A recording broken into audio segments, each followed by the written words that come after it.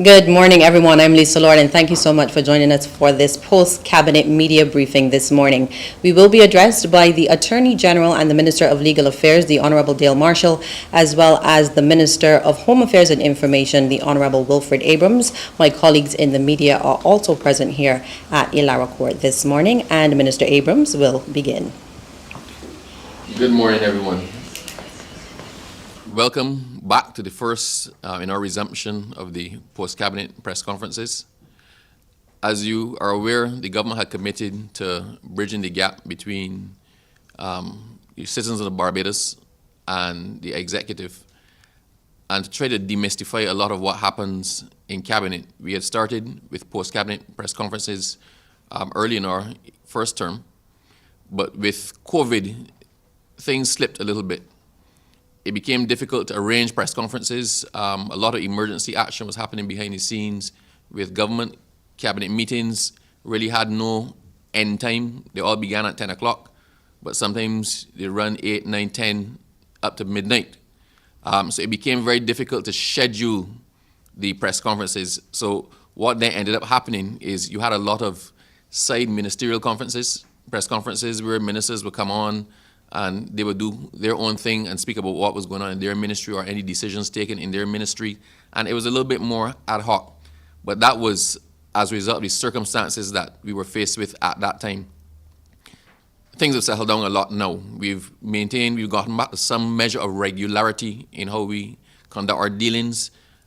We are back to face-to-face press conferences, so they're no longer virtual. So you can't see from that shot, but the media is very well represented in this particular press conference. The aim of the press conference, as I said, is to focus on what was decided in cabinet. We are unlikely to have them every single week because a lot of what happens in cabinet is run-of-the-mill governmental stuff, the decisions that have to be taken to make government function and government run. We are committing to having press conferences at least once every 2 weeks. If for some reason something earth-shattering happens in a particular cabinet meeting, then we will come to you the next day on the Friday to discuss what happened there. And the reason as well that we shifted from Thursday to Friday is, I know some of you have complained that you see a press conference is going to happen at a certain time and it doesn't. It is very hard for us to control what the timetabling of cabinet because of how cabinet is. We could schedule a press conference at 4 o'clock. And all 7 o'clock, the thing that we intended to speak to you about is still being discussed, and a decision has not been reached, or we have not finalized exactly what we're going to say in relation to it. So the decision has been taken for your benefit, for the comfort of the media, and for us to be able to present a more cohesive presentation or analysis of what it is we want to talk to you about, that we're going to do the post-cabinet press conferences on the following day. That would be the Friday after the cabinet meeting for which the conference relates. So having said all of that, this is our first one. We welcome you back. We look forward to engaging with you. We have nothing to hide. The cabinet is the business of the people. And quite often, following the cabinet meetings, you then see the results of what the cabinet meeting was about weeks down or maybe months down as a bill comes to Parliament, as some other decision is taken, as somebody is appointed finally. And you learn after the fact. What we're trying to do is give you that information a little bit closer up. Give you the information while it's relevant, give you the information effectively hot off the press. So this is not a general application press conference. The aim of these press conferences is to discuss and share with you critical decisions that were made in cabinet which impact you or affect you, or which the government feels that we need to share with the people of Barbados following the cabinet meeting. So I hope I've set the context and in some way manage your expectation. And as I've said, we're committing to the regularity of these press conferences because we feel it is necessary to take you into our confidence, that you don't think things happening behind closed doors are mysterious. It is the business of the government. So we are going to share with you as much as we can. We're going to answer the questions. The press will know to expect these, as I said, once every 2 weeks. And this is the first one. So welcome back and Happy New Year. Thank you, Minister Abrams. Attorney General. Thank you very much, and Happy New Year to those of you whom I have not seen since the year opened up. The Minister of Information has therefore passed all the rest of the gauntlet to me. From time to time, I imagine that as Attorney General, I would be present to participate in these meetings, in these press conferences, hopefully largely because there will be some element of the discussion that would involve legislation that is proposed for introduction into Parliament. Of course, it will not always be major pieces of legislation, and I don't anticipate that with every minor amendment it would trigger this kind of discussion. But I imagine that for our first for the year, and given the importance of one of the items of legislation, it is quite fitting that it would be presented to you in some way today. And I speak first of all of the reintroduction to Parliament of the Integrity in Public Life Bill. This will now be the Integrity in Public Life Bill of 2023. You will recall that this government, in its manifesto of 2018, committed to introducing in very short order integrity in public life legislation.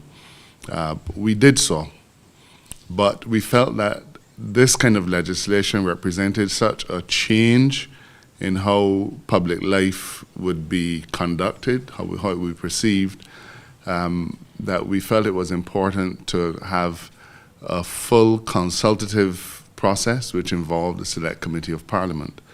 That Select Committee reported back in 2020, and if any of you have trouble to look at that particular report, you will know that it consisted of almost 800 pages of report. I mentioned that to begin by making the point that we have had a fulsome consultative process with the people of Barbados. That consultation included the legal profession, it included all of the political parties, it included activists, it included the Integrity Association of Barbados, and a fairly significant spread of the Barbadian community, all of whom have as their central, as an item of central importance, committing Barbados to having the highest standards in public life, free from corruption. I'll remind you that as we went into 2018, Barbados was rated very, very low on the I think it was called the corruption index. In other words, the reputation of Barbados had been sullied to the point where we were perceived as a country where corruption was rampant. We have significantly improved our rating on that particular index, and now I believe that we are probably either at the top of the Caribbean or very near to the top of the Caribbean. And that has come through a significant amount of work so that the international community and the local community recognizes that we are committed to rooting out corruption. That being said, and even though we have been successful in removing much of that stain and taint from our reputation, the legislative framework for conduct in public life has always been important. Unfortunately, our efforts to bring this legislation to Parliament were derailed in two ways. First of all, even though it received unanimous support in the lower house, it did not receive the support in the Senate that required it to be passed. Because of some of the provisions of this bill, it's being passed in accordance with certain specific provisions of the Constitution, which acknowledges that it would involve some constitutional ramification, if not constitutional amendment. Unfortunately, the independent senators and the opposition senators, as they then were, did not approve the bill, and because of the requirement to pass it in accordance with the constitutional provisions, we needed to have a two-thirds majority, so we did not secure that two-thirds majority in the Senate. So the bill was defeated in the Senate. Even though we could have brought it back, you might remember that Parliament was prorogued very shortly thereafter, and therefore the bill, as it stood, died with that particular sitting of Parliament. We took the opportunity after that to come back to the bill to tweak a number of things, particularly those issues that were troublesome for the independent senators in particular and the opposition senators. And we spent quite a bit of time trying to make sure that we got it right. In the meantime, as well, we've transitioned from being a constitutional monarchy to being a republic, and the bill as it used to be was replete with references, of course, to the Crown and to the Governor General, as that office was then constituted. So a number of things have happened in the interim. We have changed up the bill to reflect the change from a monarchical system to our current Republican style, and we've addressed those issues that were of importance to the Senate. Perhaps, and while I probably should not be the judge of it, perhaps the most important element that received the criticism from the Senate had to do with the position of judges.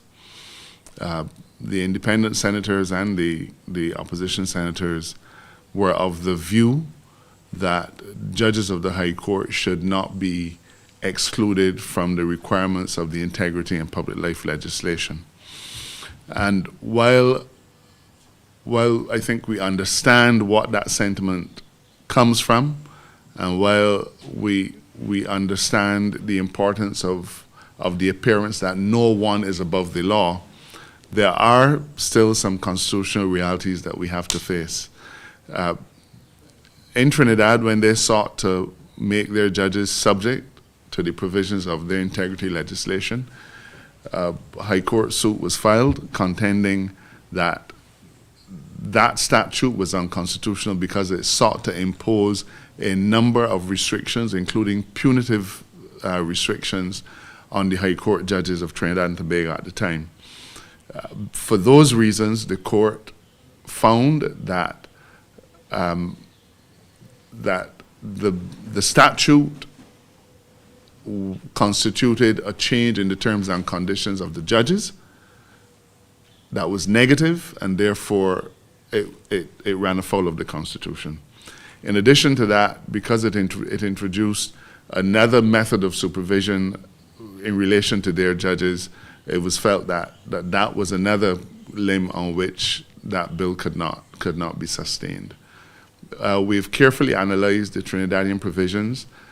Trinidad and Barbados have the same common law heritage, and our constitutions are very similar, and it is therefore fair to conclude that such a challenge would be received and supported by our courts if we sought to make our High Court judges subject to the provisions of the integrity legislation. We think that we've reached a reasonable compromise. In my view, it would be distinctly unconstitutional, if you ever needed an adjective for that, to try to impose these obligations on our current judges, but there's nothing wrong with imposing them on future appointed judges as a condition of their appointment. And therefore, the bill, as Cabinet has approved it, and as it will be laid in Parliament on Tuesday, will obligate future appointed judges, future appointed directors of public prosecution, future appointed auditors general, because all of those have the same constitutional protection now.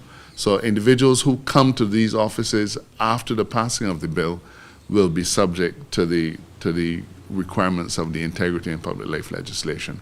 I think that's the only way of addressing it, but to have tried to impose it on the current holders of any of these offices, judges, DPP, we know I mean Director of Public Prosecutions, and the Auditor General, would be to breach their constitutional protection, and we simply did not want to flirt with that.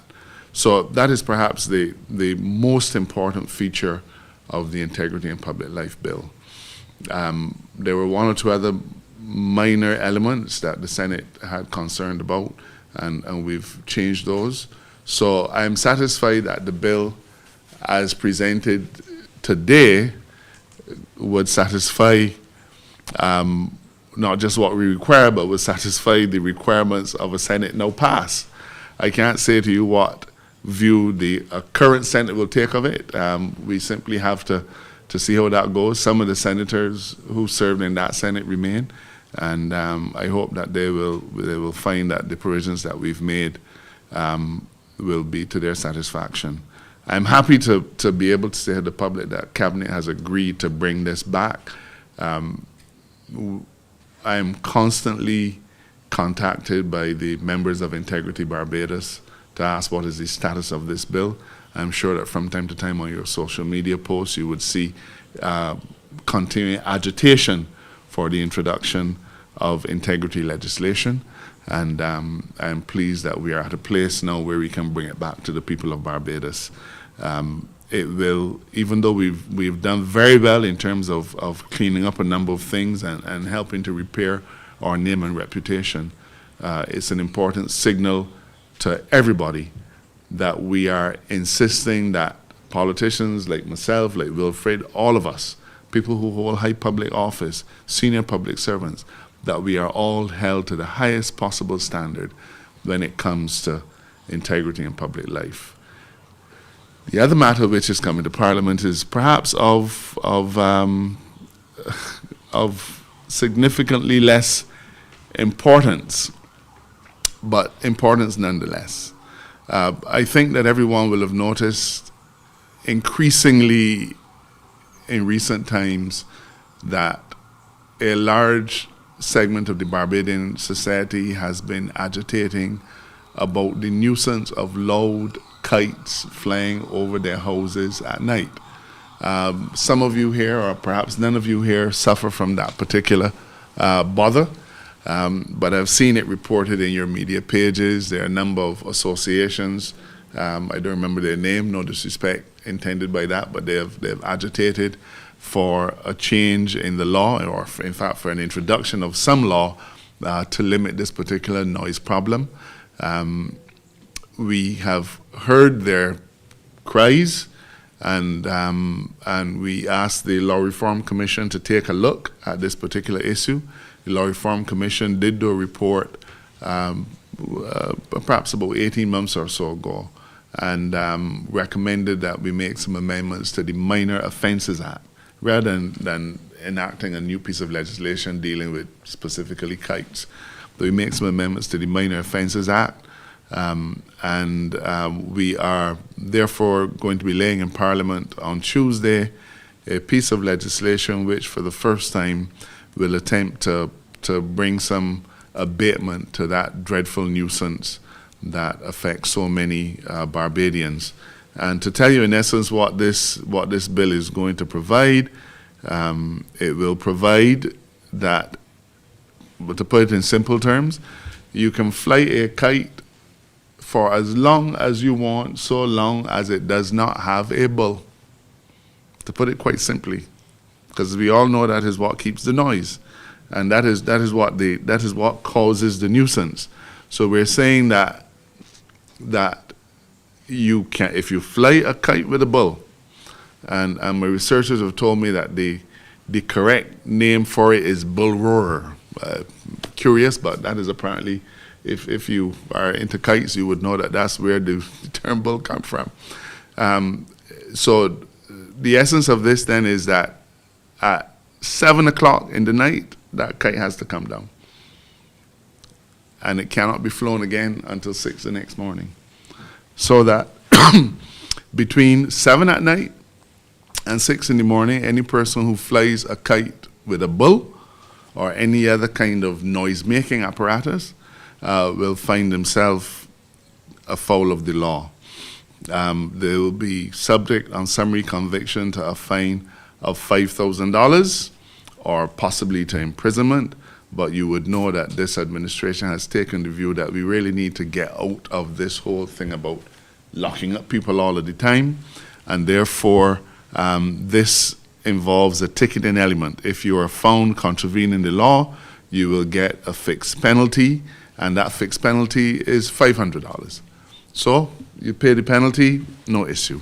If on the other hand you insist on proceeding to court, then of course you may find yourself subject to the full penalties of the law, as determined by the magistrate who hears the matter. Don't pay. Or if you don't pay. So essentially, while this may seem small in the scheme of things, I know that I have received numerous letters from Barbadians who complain about the noise. The kite seems to sit directly above their house and is up all night, and they simply cannot sleep. And while for many of us that may seem like a small thing, for the individual who has to suffer this particular indignity, it is grave and can also have serious effects on their health. I hope that we don't have to use it. I'm asking that Barbadians be reasonable and take down their kites at night. I really don't want us to have to be dispatching members of the police force to be trying to enforce this kind of legislation.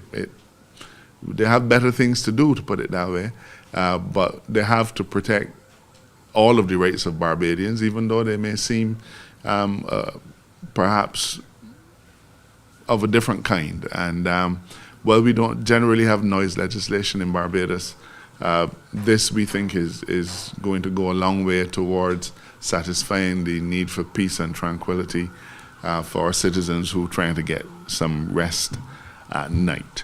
So those are the two pieces of legislation that Cabinet yesterday approved. They'll be laid in Parliament on Tuesday and will be debated fairly shortly thereafter. But that's a matter that will be fixed by the parliamentary agenda and the leader of government business in the House. And with those, Minister Abrams, I don't think I have anything else to add. We could open for questions, but I'd just like to start by introducing my colleagues first. We have Marlon Madden from Barbados Today, Colville Mounsey from Nation News, Katrina King, Loop News, Crystal White, CBC, and Lorraine Graham Carter from Starcom Network. Your questions. Good morning, Colville Mounsey from Nation News. I think you would have touched base on it a little, but I would like you to go into a little further detail. It's been 3 years, basically, since the legislation failed to pass the Senate. And there has been strong criticism about the length of time that it has taken to come back. Could you enlighten the public a little further as to why it took this length of time to get back here? Well, I don't want to be to ring the COVID bell all of the time. But the fact is that passing this legislation will immediately require us to establish a commission, okay? That commission is going to require a significant amount of public resources because it's going to be a body corporate. It must have its own, it will have its CEO, it will have to have its dedicated staff, it will have to have its own offices, but of a special importance is the fact that given what it is dealing with, we have to put measures in place that you would not normally have to put in place for any other body. So, for example, if you were the chairman of the Broadcast Authority, for example, you would have to file your declaration of assets. We are guaranteeing you that there will be the fullest level of privacy possible for your data, okay? So you will file your declaration. It has to be dealt with by people who have to be vetted in accordance with the national vetting policy, and by vetting we're talking about truth verification, because we want individuals who are working there to subscribe to the highest possible standards as well. Your information has to be dealt with in a way that's secure. It has to be saved in a way that's secure. The computer systems that are going to be required for this particular entity have to have the highest level of security available. So we recognize that it would require a tremendous effort to put this commission in place to meet the highest possible prudential standards that are required. In the middle of COVID, we simply did not have the breathing space in many directions, really, to be able to bring this to the table. In addition to that, at that point in time, Parliament we were in a different location for much of the time. We were meeting in hybrid format. So there were a whole set of other issues that concerned us. Yes, it is true that at the time when the bill was brought to the Senate and was defeated, it was COVID. But in terms of a decision to bring it back, we knew when it was defeated in 2020 that we had to give it some breathing space. We had to take time to make the amendments. Then we had to consider what we would require in order to fully activate it. And to be fair, it did come back before Parliament towards the end of the year, but we then had some discussions among a small cabinet subcommittee and so on to make sure that we were ready. So I think there were a number of factors, but let me make it clear that the time that it took is not indicative at all of any kind of reluctance on our part to get it to Parliament. We committed to this when we were in opposition. We were not satisfied with the legislation that the last party put on the table, and we said that we were going to bring it. I understand that integrity legislation is not necessarily going to be the most popular thing. It isn't. It is going to require individuals who before would not have had to disclose any of their assets or the assets of their spouses or the assets of their children. It will require a completely different way of looking at what we do. So we took time to get it back, but it really could not be viewed from a point of view of dragging our feet or delay. We wanted to make sure we got it right, but we also wanted to make sure that when we brought it, that we were bringing it to the people of Barbados at a time when we felt that we were going to be able to put the resources behind it to establish it. In other words, this is not going to be a piece of legislation that will be passed, but then the commission don't get set up for 4 years. You would have mentioned, now that you mentioned it, a few ancillary things that have to be put in place, yes. Data protection, etc. Are all those things now in place? I didn't say data protection had to be put in place. I said that in preparing for bringing this bill and activating it, there are issues including how we protect your data.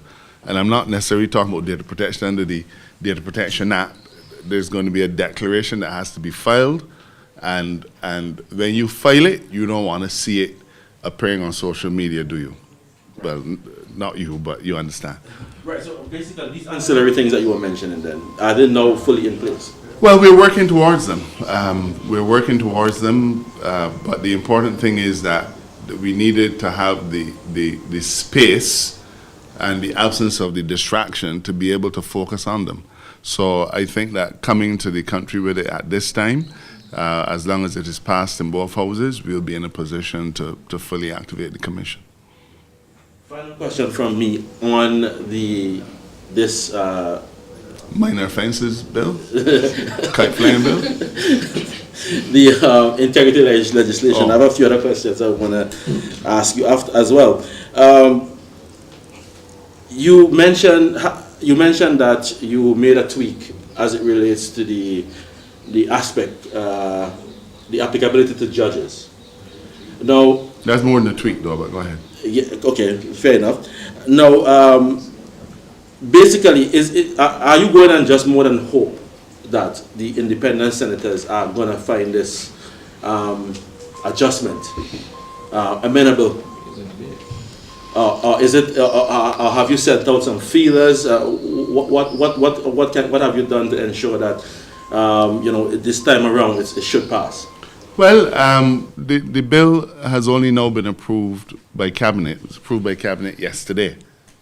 Okay, so I couldn't. None of us could be saying to independent senators, "This is what we're going to be bringing back to Parliament," because it was only approved by cabinet yesterday.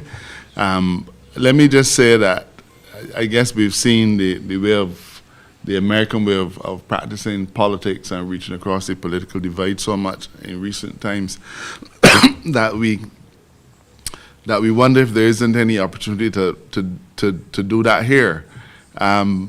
We have had on various occasions discussions with independent and opposition senators to see if they had any challenges with the bill. With several bills, I've gone down to Parliament myself to discuss troublesome piece of legislation with independent senators in the past, and if required, I anticipate that we will do so now. I hope that it isn't going to be a major challenge. As I said, we had a significant public consultation. Some of those senators are still in the Senate. If it becomes necessary to have a discussion, to explain to them what we're doing, and to give them a level of comfort, I and Minister Abrams and others of my colleagues are more than happy to. We have not been conducting the business of the Senate in a way that's adversarial, especially since we have all of the votes in the lower house. It's important to engage fully the members of the Senate in as much as they represent other aspects of Barbados. So you've asked me what we've done. We haven't done anything yet. But now that the bill is going to go back before the Parliament, I don't anticipate it's going to be debated in the next week or two. So they will certainly have enough time to discuss it. And I commit publicly that if they have any issues that they want to discuss, I'm more than happy to discuss with them to give them a level of comfort. I have a follow-up to that question. Just one sec, we're going to pass the mic to Marlon so you can hear his question. Okay, thanks. I have a follow-up to that question. I want to find, you said you met with a number of stakeholders. So in relation to the change that we made for the judges, or future judges and DPPs, what have you been hearing then from the association, for the Bar Association, for example? Well, so please, let me make it clear. I was recapping the history of the bill. And in the history of the bill, we had those consultations, and the Bar made representations to the committee, Integrity Barbados and others. On this particular measure, we've not had any specific consultation with the Bar or with any other entity. It is a matter that we are aware the independent senators had a particular view on, and their view was that judges should be included. It's not a view I could support in law, so we've done the next best thing. So in that particular situation, what you're doing is we're adding more than we had. So in my view, in a situation where you are bringing more people into the umbrella, there wasn't a specific need to consult with them about broadening the reach of the legislation. So we've not done that consultation at this point in time. But I can say to you that the matter of judges being subject to the Constitution, to the provisions, came up during the Select Committee. So it was discussed during the Select Committee. So we've already, in essence, had that consultation. And in fact, you will see, if you looked at that particular report, you will see a number of the cases and so on that we had to consider attached to the report. So the legal side of things was already fully considered at that time. You had a follow-up question, Marlon? No, I have another question. It's not related to the bills that we're introducing, but I want to find out, with the budget around the corner, and I'm sure you guys have been having your consultations, I want to find out from both of you if you've been seeking an increase in order to address certain issues within your ministries, let's say. Well, I'd prefer to say that we are busily engaged in the estimates process. At present, and Minister Abrams has already had a meeting this morning, I think, with the Prime Minister and the members of the Ministry of Finance. I go back again today. It is a constant process. I'd prefer not to disclose what my ministry is asking for, but suffice to say that whatever resources government has, our expectation is that they will be equitably distributed across the ministry so that we can carry out the mandate of the government. In some instances, that may require an increase. In other instances, it may not. So you will be able to see when the estimates are published and when you come to Parliament, because once more, we'll be continuing that new tradition of ministries being in what we call the proverbial well of Parliament to face questions from MPs. So in due course, you'll know, and I believe that we're looking at doing the estimates in middle of February, so it's just another 2 weeks away. But in terms of this current financial year, would you say that you had areas that you would have needed more support, let's say financially? Well, I can speak for the Attorney General's office. There are always areas in which, as things evolve, you will recognize you need more government resources. So, for example, and I really don't want us to broaden the scope of this morning's discussion too much, and I know if I start to discuss certain things, then we open the door. But if I take then the Ministry of Home Affairs, who had to deal with the after effects of a hurricane, and who continues still to deal with the after effects of a hurricane and preparing for another hurricane season. There are always going to be issues that you feel you need to do more in. Certainly in my ministry, there are areas that we can identify we need more resources. We think we need more resources.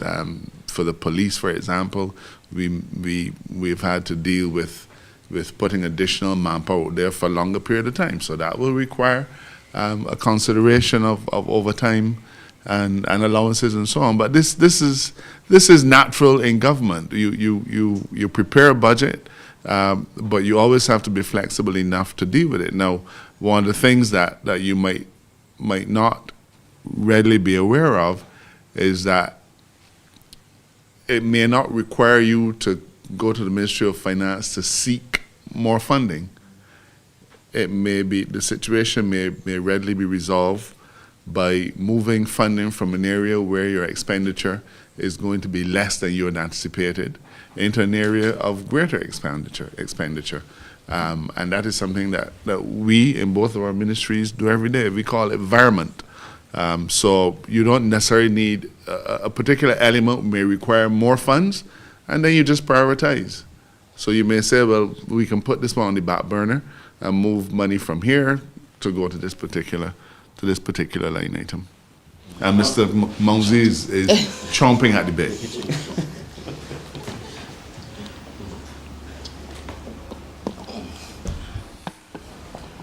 Well, yes, Mr. Marshall. Since my colleague opened the door, I think I would jump right through as well. No.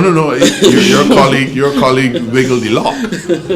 I'm not conceding that any door has been opened, but feel free to wiggle it. Okay. On the issues of legislations that have been shelved for some time. Shelved? Put on the back burner for some time and have well, as long as you tell me what you mean, because I'm not going to let you get away with generalities and try to answer. Understood. There have been calls for breathalyzers, breathalyzer legislation, which has been on the back burner for some time. Could you give us an update on the status of that? As far as I know, the legislation is already there. I think what you were talking about is the implementation of the actual breathalyzer testing. Correct. And as far as I recall, in a very wide-ranging discussion with the media, including you, or members of your particular media house, the Minister of Public Works, which is the ministry responsible for the implementation of the breathalyzer, made it quite clear that there were some matters which don't relate to law at all or law enforcement at all, which in our judgment we felt we needed to put in place so as to make sure that when we impose this system that we don't have the unintended consequence of chaos on our roads. And I think she more than ably explained that we were in the process of developing and rolling out an app which would benefit people who, like Minister Abrams, who may decide to leave his car at home when he goes out fetting. He will know exactly what it will cost to get him from here to there, and he can take steps to deal with that. So No legislation has been shelved. The last administration passed that law. The people passed the responsibility to us, and Minister Bradshaw, Deputy Prime Minister, I'm quite sure explained fully where we were on that. Final question from me. We have had just in recent days, two back-to-back shootings. And we have heard from the police that the current program that has been rolled out, the joint effort with the Barbados Defence Force, is bearing some success. There has been a lull, but we have now seen these two shootings. Do you still hold to the position that the plan is working as prescribed? Of course I do. You know, if you are saying that a plan is a failure because something happens once, then probably all of our lives are failures. Including yours. In every single element of human endeavor, I don't know. I mean, I don't know where it is possible to maintain a state of perfection at all times. You know, in the 70s, the murder rate in Barbados had at one point reached a grand total of 20. Now, the 70s was 50 years ago. 50 years ago, we had a murder rate of 20. Now, let's be frank. Unless we are going to impose a police state, and even in a police state, you will find that there will be breaches of the law. Okay? No police force could so regulate its society that it will have it would mean that each of us will have a police assigned to us. And then we probably fight with the police. And you hear that is a failure because I had to cuff the police. So, you know, let's not be unrealistic. Things happen. In our entire history, we've always had situations where there were lulls, there were peaks, some things happen, you know, but that does not mean that the plan is not working.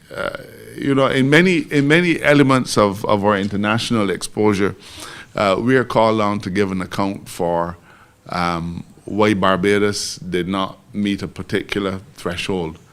And if you think about human trafficking, for example, we've been asked, well, why have you had no human trafficking convictions? As if there is some magic number of convictions that you're supposed to have to show that your plan is working. Our plan is working. Perhaps too well. Perhaps sometimes there may be an incident of human trafficking, but because of an incident, I'm not prepared to declare that our efforts are a failure. Very, very far from. I'm satisfied with the extraordinary effort that is being put in by the members of the police service and conjointly with the Barbados Defence Force. It is taking a lot of their effort. It is taking a lot of their personal sacrifice. While many of us were enjoying picnics and fetting and so on over the Yuletide season into the new year, the members of the police service have been out there with the BDF making sure that our streets were safe.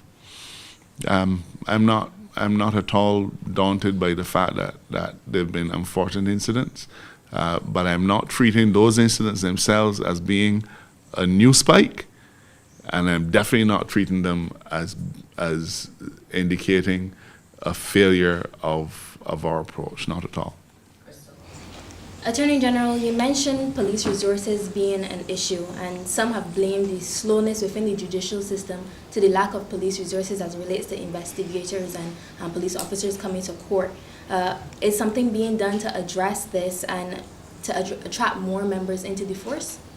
Well, let me deal with the last bit first. I think in the first year of me becoming Attorney General, the number of police recruits in that particular cohort numbered 18. So there's not a moment of silence just for you to reflect on that number. That in the cohort of 2018, I believe it was, only 18 young Barbadians came forward to join the police force, as it then was. We have just started a new cohort, and the number is 57. Okay? Our cohort for last year, I think, numbered early 40s. So we're making every single effort. You will have seen, I believe, our PR campaign being rolled out. And I know that's not going to be sufficient, but it is an important part of trying to attract our young people to policing as a career. So we're even in a meeting this week with the members of my management team. We've been discussing how we can increase the ability to take in more women in the police service at the training school, because we currently have limitations in terms of numbers.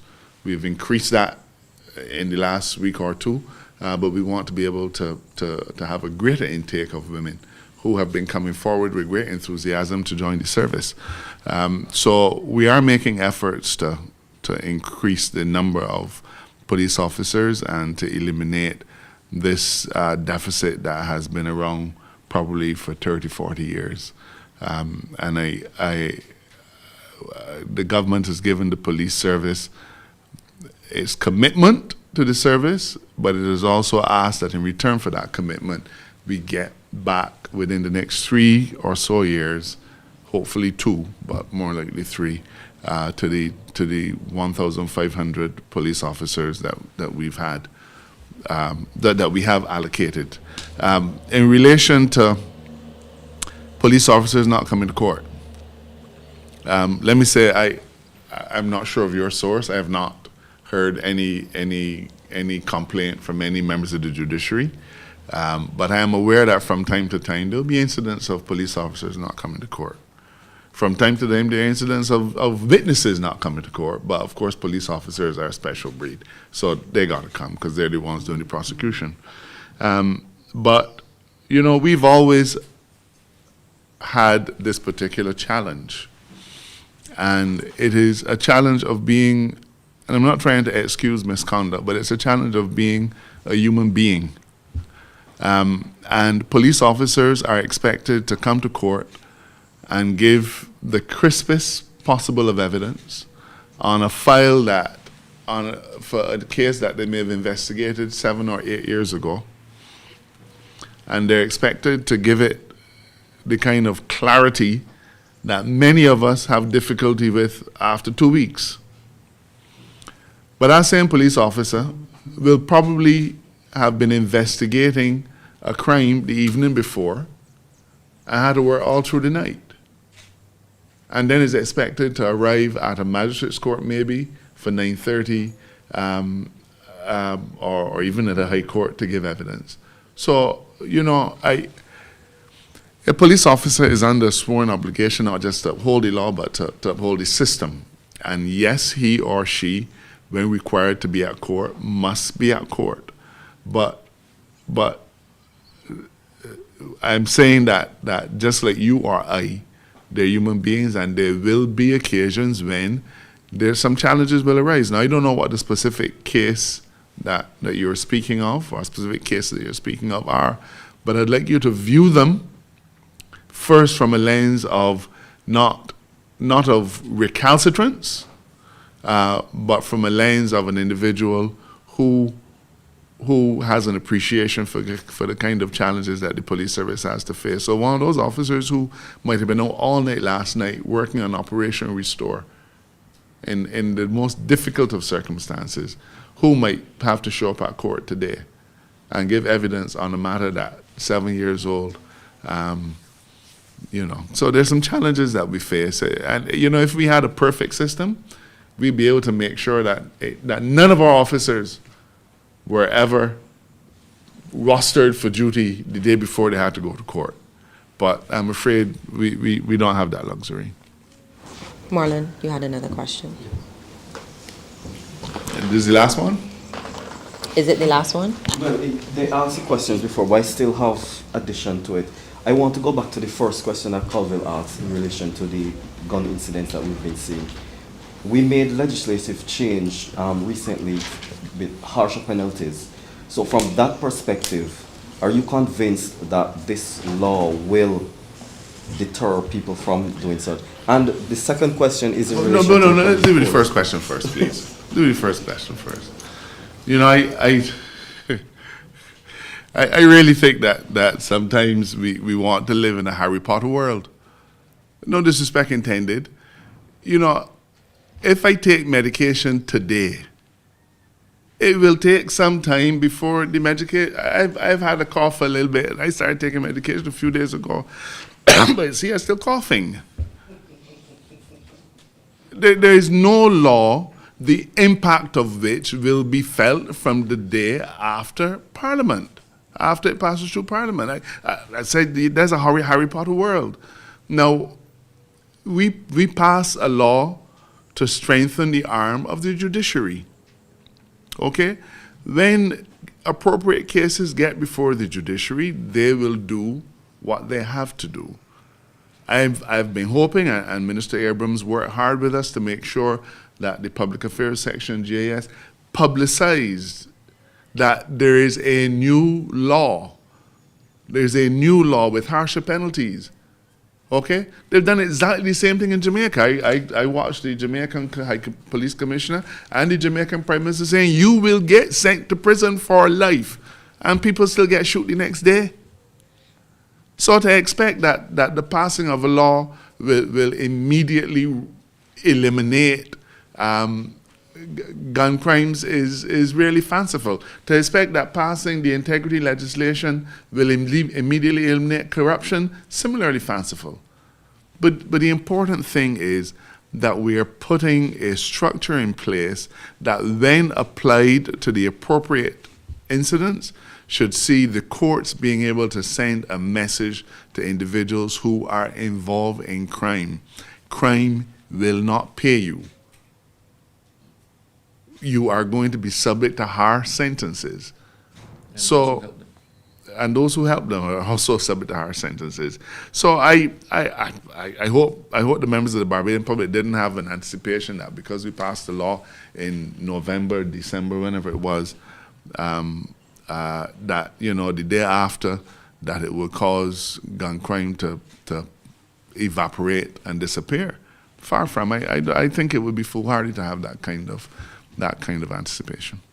I was asking because a lot of members of the public, they're saying that they feel that they're not safe anymore, and they believe that, you know, this would deter. And I believe that's what you guys were hoping for as well. Not we're hoping for. We are expecting that. Remember that the penal law is not only about punishing; it's about deterring.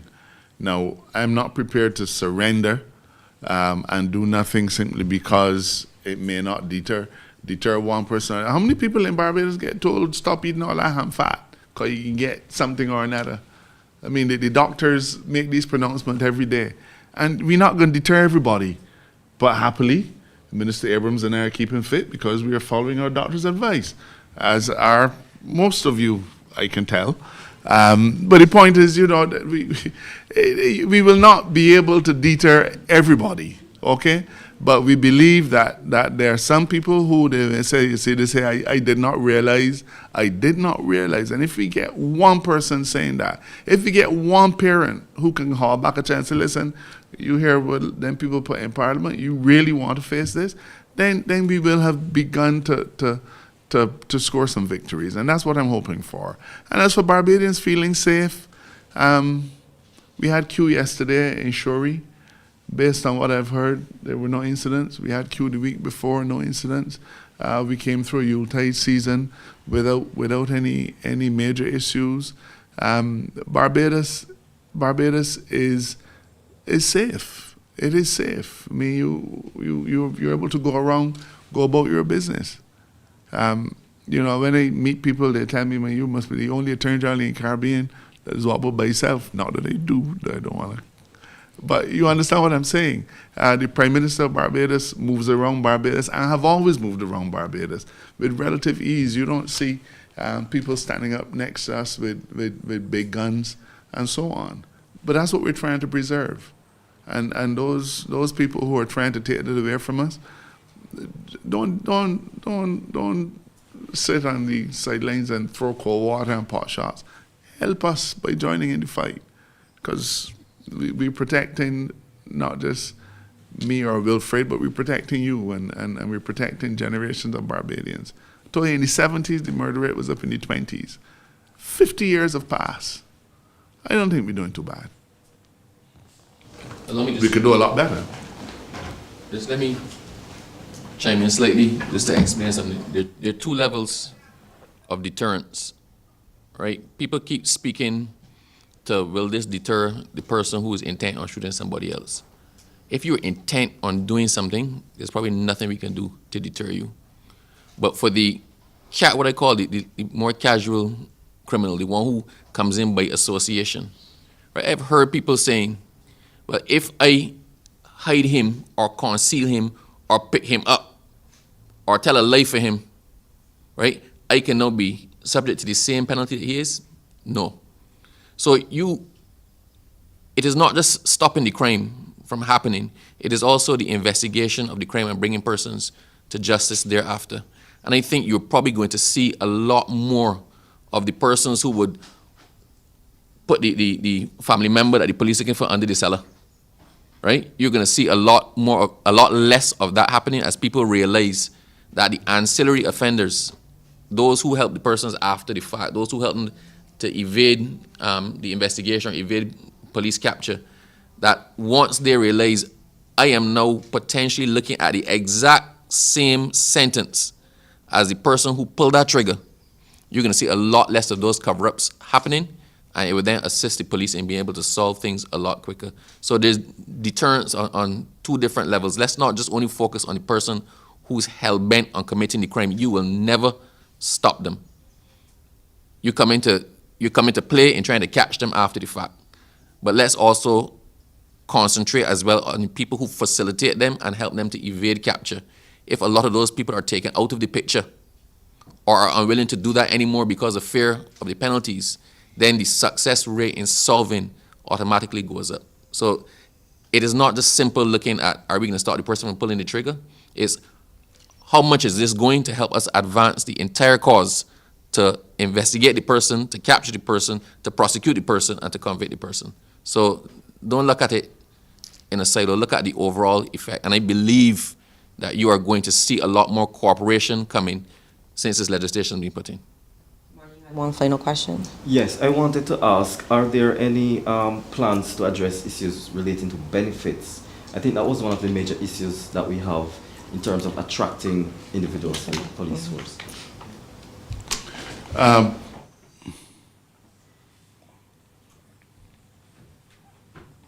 Yes, remember that the police service is one that operates under specific rules, so they don't have the benefit of a trade union as such. I've been having discussions with the police association, and they have said to me the kinds of things that they're interested in.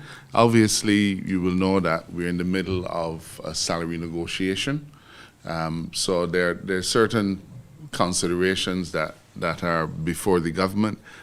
Everybody wants to get more of this, to get more of that. So there are going to be some challenges, but we are looking to recreate how the police service does things. We're looking to to present new career opportunities, significant training. We're looking at civilianizing parts of the police force and introducing new skills and so on. So while I couldn't say that we'll be able to satisfy the request for specific increases in benefits, I think there are a number of things that we're discussing with the police service.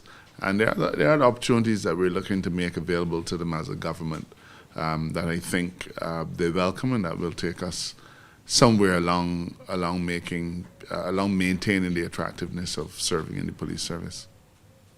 If there are no further questions, Minister Abrams, closing comments. As I say, it's good to be back. It's good to be back speaking with you. It's good to be back face to face for the press conferences. And as I indicated, we intend by this process to demystify the whole cabinet procedures and to be able to advise Barbadians in a timely manner the decisions that we have made on your behalf or decisions that we have made that affect you going forward. I just want to manage expectations. Because this is the first one, the AG exercised and gave you a lot of latitude, Colville.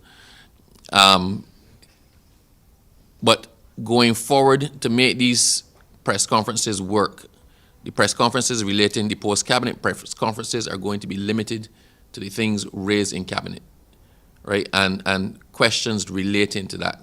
And I ask the press to work with us on this because, quite frankly, that's the only way it can actually work going forward. We're going to have the press conferences neat at a specific time for a specific period and then allow everybody else to get about their day.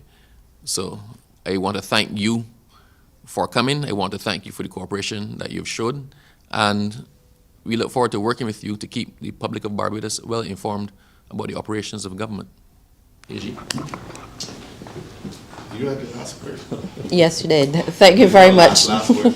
Thank you very much, Minister Abrams. That's Minister Wilfred Abrams, the Minister of Home Affairs and Information. We were also joined by the Attorney General and Minister of Legal Affairs, the Honorable Dale Marshall, my media colleagues, and thank you so much for joining us. Do have yourself a wonderful Friday.